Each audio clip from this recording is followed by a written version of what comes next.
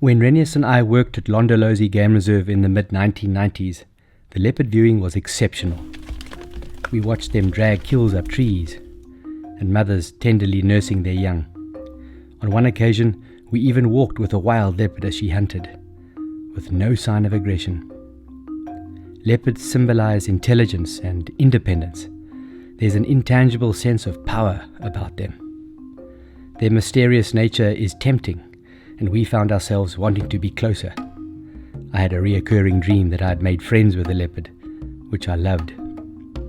It's the reason why people fly halfway around the world to see one. But the sightings weren't always like that. Dave Varty tells me that they were lucky to get even a glimpse of a leopard at Londolozi in the early 1970s. Monkeys alarming in a woodland, or the remains of an impala carcass hanging in a tree, was the only confirmation that they were there.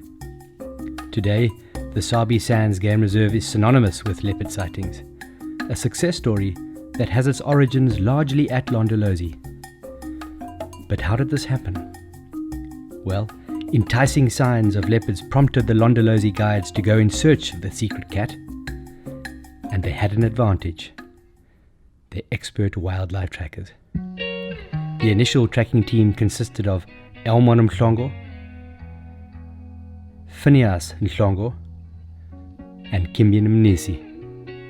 A couple years later, Richard Sewela arrived, and in the early 1980s, Renius Mhlongo.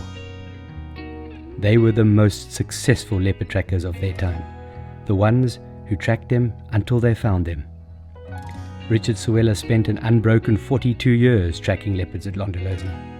His success rate was about 70% at the height of his career, an outstanding achievement if one considers the average of 22% for tracking and finding a leopard. Richard has successfully tracked more leopards than anyone else in Africa. These men crafted a relationship with one of the world's most elusive predators. It is a remarkable story.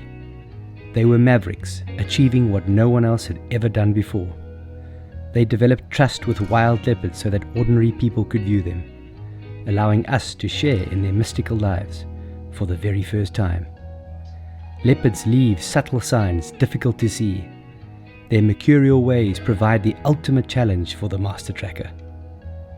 The team was successful because of their refined tracking skills, intimate knowledge, and sheer tenacity. Respect for the animal was their main tenet. It's what made it all possible. Over 50 years, an extraordinary connection has emerged between the humans and leopards at Londolozi. A relationship bound in reverence, a partnership that allows for a vast sanctuary of wilderness to thrive, and which has inspired so much more. It's an example, too, of ancient tracking skills becoming relevant in modern conservation efforts. To us, the trackers are the heroes. They are legitimate co-creators of an entire industry. One wonders what other opportunities exist if we intentionally develop meaningful relationships with our animal kin. If we can do it with leopards, then surely it's possible with all nature.